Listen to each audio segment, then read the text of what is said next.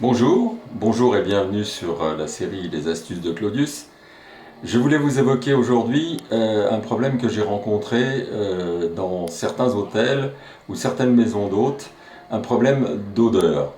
En effet, il m'est arrivé d'avoir ce désagrément d'une odeur persistante, odeur qu'on pourrait qualifier de canalisation ou d'odeur d'égout dans certains de ces environnements. Je pense que les propriétaires ignoraient complètement d'où pouvait provenir cette odeur. Je vais essayer de vous montrer un endroit qui pourrait être la cause de ces mauvaises odeurs si par malheur vous en avez chez vous. Donc pour cela, il faut se poser la question de savoir si vous avez un ballon d'eau chaude planqué quelque part dans un grenier, dans un placard, un ballon d'eau chaude que vous n'allez pas souvent visiter et qui pourrait être la cause de ces mauvaises odeurs. Alors je vais vous quitter 30 secondes, le temps de monter sur une échelle pour monter dans le petit grenier qui se trouve au-dessus de ma salle d'eau, puisque chez moi le chauffe-eau en question se trouve dans un petit grenier. Donc 30 secondes et je suis à vous.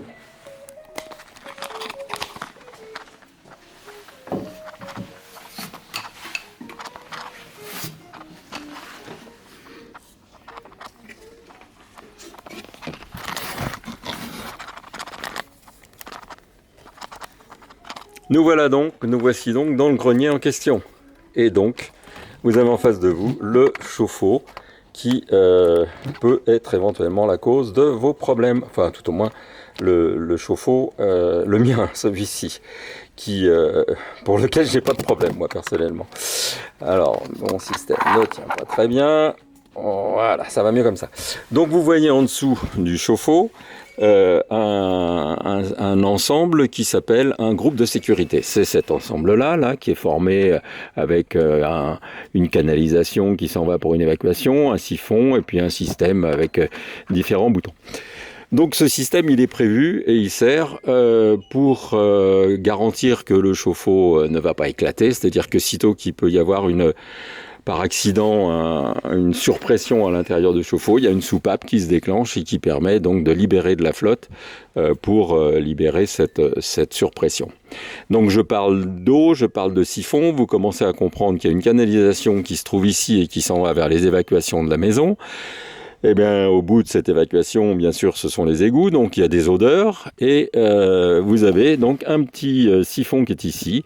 Le siphon, c'est un petit équipement simple, intelligent, qui permet donc d'avoir un tampon d'eau entre l'évacuation et l'extérieur.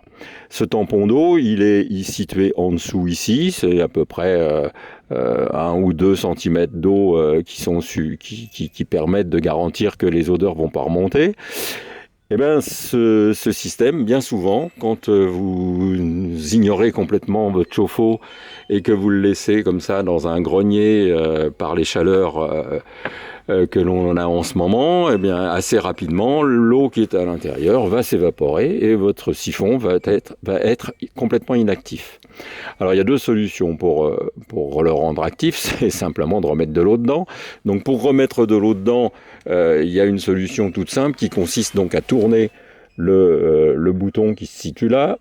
Et c'est pas très facile d'accès, mais c'est pas grave. Voilà, vous entendez l'eau qui coule, et à ce moment-là, hop, ça vous remet de l'eau dans le fond du siphon. Ça marche très bien, il n'y a pas de problème. Là, vous avez le siphon est à nouveau actif, je suppose. Par contre, si votre installation est très vieille et qu'il y a très longtemps que vous n'avez pas manipulé ce groupe de sécurité, je vous conseille pas trop de le manipuler parce que vous pourriez avoir, par du tartre ou je ne sais pas trop quoi, après une étanchéité de la soupape qui soit pas très bonne et vous auriez un écoulement constant. Vous me direz, ça remplira le siphon, mais c'est pas le but non plus de perdre de l'eau comme ça constamment. Donc l'autre solution, c'est de prendre un petit récipient. Alors j'en ai un là, bon c'est pas très pratique, mais un petit récipient avec de l'eau et puis de remplir le siphon. Vous voyez, hop, je suis en train de le remplir là, voilà. Voilà, donc le siphon, il doit être à nouveau rempli. Et ben voilà, vous faites ça une fois par an, puis vous êtes à peu près certain toujours d'avoir votre siphon qui est en état et d'éventuelles mauvaises odeurs qui soient arrêtées par le tampon d'eau qui est dans le fond du siphon. Voilà, j'espère que cette petite vidéo vous aura servi, et puis si jamais vous avez des mauvaises odeurs chez vous, ou si on vous parle de mauvaises odeurs dans une cuisine ou une salle de bain, peut-être que ça provient de là, ça provient peut-être d'autre part aussi, mais enfin, garantissez-vous au moins que vos siphons sont bien remplis pour pouvoir servir de tampon. Voilà, j'espère que, encore une fois, cette vidéo vous servira et servira à vos amis. Merci beaucoup et à la prochaine.